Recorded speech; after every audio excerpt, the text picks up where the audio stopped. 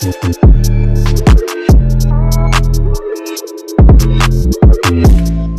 how you guys doing?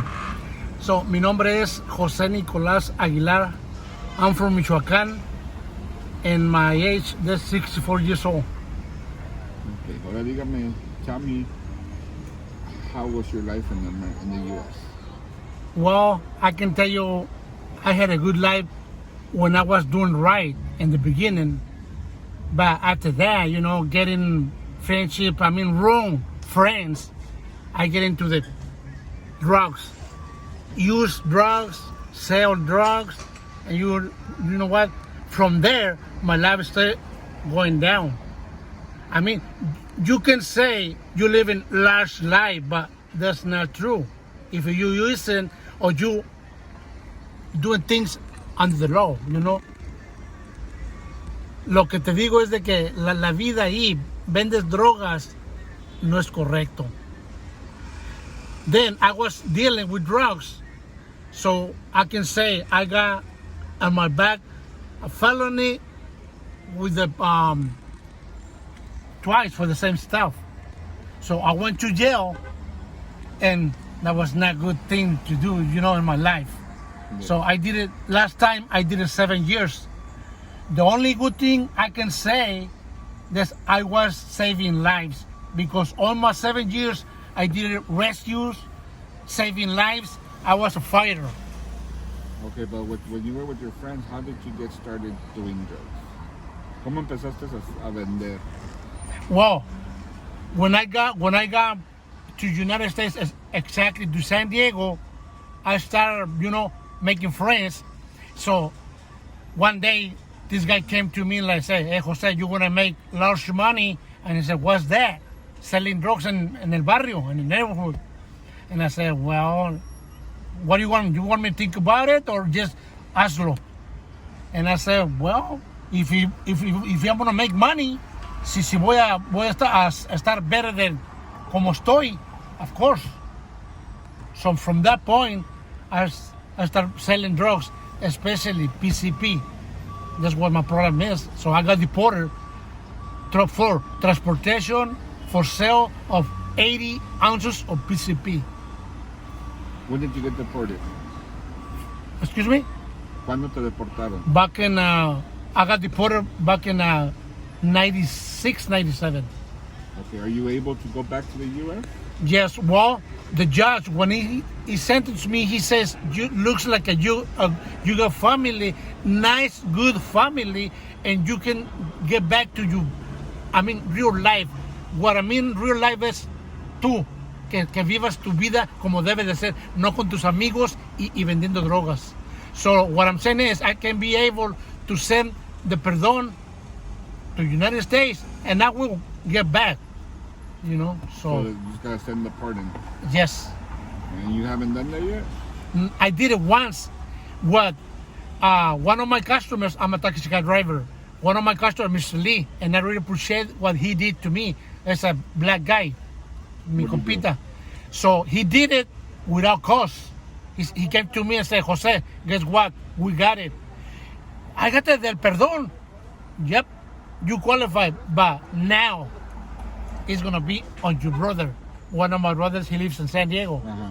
So, younger than me, 3 years. So Miguel. So Miguel came to my house in Tijuana and said, "Hey brother, I'm gonna tell you something." "Yeah, ¿qué onda? ¿Qué pasa?"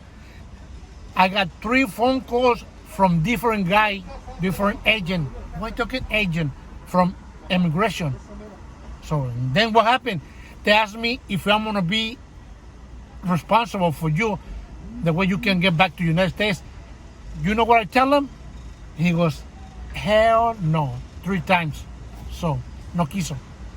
That's what I'm here, still in Tijuana. But one of my nephews, he knows my life. He knows that I'm a good person. He says, "Since I turn 18, Tio, I'm going to get you back. And I don't care about everybody else." Okay, so when you were doing drugs in the barrio, in the neighborhood, ¿qué historias me puedes decir de que te pasó por ahí? Man, Dime unas dos. Look, I got chills. I got the chills. Why? Because, and I'm almost crying because I got my family involved. Last time, they break into my doors, back and front doors, and they got my kids. They put like a jogging suit, they're criminals too.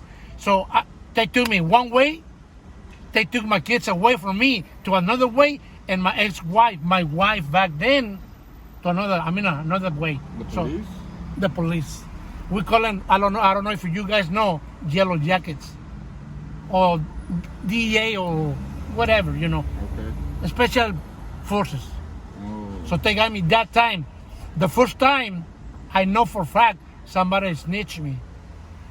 Came to his house, he was dealing the same stuff, but I was better than him. I can say that, but that's not good to say, things like that. But I was the better seller in the barrio, believe it or not. And I'm a paisa, I'm from Mexico, And I don't care what the people think. I'm a good guy. You can tell. Like I said, I did it I was in United States, back in San Diego, for 27, half in the street and half in prison. How long were you selling for? How many years were you selling? I can say for ¿Cuántos años estabas vendiendo? I can say for 5-8 years. It was good money. Of course. So the money you made, what did you waste it on? Hey man, I'm gonna tell you one thing. Entre comillas, era buena vida, a lot of money. Every single year, a spring break, or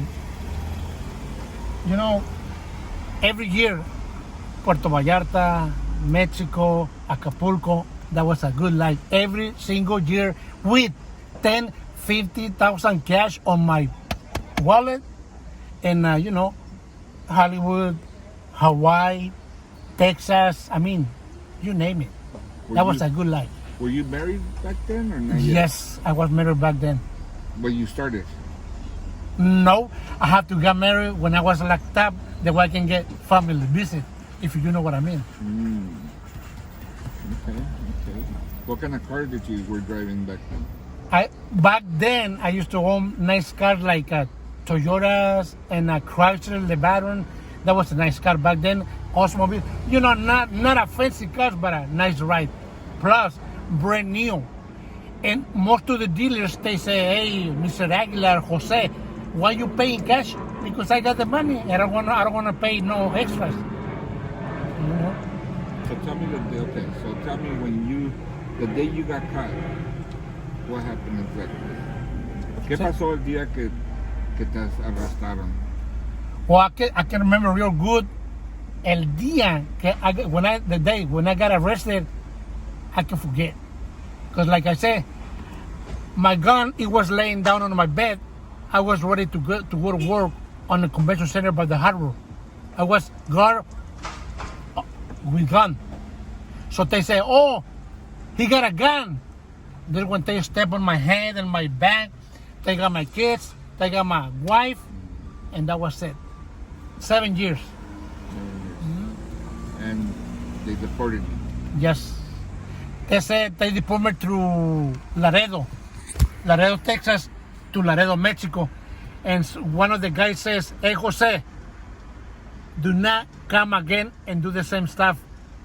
Turn my face to him and says, hey, amigo, I'll be back. But that's not true. I don't do that. I'm in Tijuana since back in 97. And how long you been a taxi driver? Since 97. Was it hard for you to get the taxi? No. I had friends there. When I was on custody, I went to the police, academy police, made the test for 6 months. I passed. Like I said, I'm from the Navy, in Mexico. So that was easy for me. And the 01 means the boss says, Jose, I know that you speak English like right now. And I said, you going to work at the border? You going to work at the Coahuila? Or you going to work in Revolution? If you're going to work at the border, you can get the gringos, get the money, and I don't care. Just pay me $400 a week. And I said, no. If I'm going to rob somebody, I'm going to do myself as a taxi cab driver. But I'm not. Okay, so you don't have to say, but como cuánto ganas? How much do you make in a taxi a week? Well, no tienes que decir si no quieres. I pero- can't. Well, no, I can tell you. You know, I cannot say like right now. I'm a taxi cab driver. This kind of job, it depends the way you are. Like right now, I got a customer. Another guy from the border, he could have charged 40, 50 bucks easy, and I just charged 12 bucks. So my friends, customers, she goes like, "Hey Jose, no, I give you 20. Love you." And my daughter and my husband, he say hello to you. Why? Because like I said, I'm a nice guy, good person. Changed my thoughts and everything. So I survive as a taxi cab driver in Tijuana. Believe me. Okay. You mentioned earlier that you were in the armed forces for the Mexican Army. Tell me a little bit about that. So I came to Mexicali when I was like 12 or 13. And I was doing, I say not too bad, watching cars at the border, if you know what I mean. And one of these guys came to me and said, "Hey, you know what?" He was a jealous guy. He said, "I'm going to beat you." And I was little, I was 12 years old, and he was like, what, 20 years old, 30 years old. And I said, "How you going to do that?" "Piece of shit, I'll kill you." So, and I go, "Ready?" So I stabbed two guys at the same time. They sent me to a small facility for kids, break out, hit to Tepic, Nayarit. I made my dad and my mom sign the contract on the Mexican Army when I was 16. And I spent 8 years in the Mexican Army in Mazatlan. That was a good life back then. Before I got all that, I don't want to say shit, but all that shit when I came to San Diego. And how was it there? You got disciplined in the Army?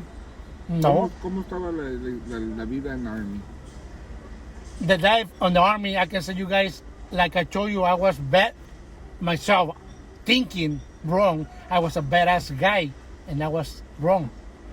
So I went into the Mexican Army, and one of the lieutenants says, "Jose, I know that you tough, you rough. I mean, you think nobody can beat you. When you come to the Armada, the Navy, leave your huevos outside in the tree. Soon you got out off of duty, get them back, and then do whatever you want to do. But when you in to the Mexican Army, I mean inside, doing labor, service, don't do that shit. You know? And we're going to teach you how to be a nice guy, or how do you say, be nice with the around the people, you know." Mm-hmm. Yes, that's all I can say, you know. So Okay. Well, thank you for your time. Do you give me permission to put you on YouTube? of course, yes. Thank you.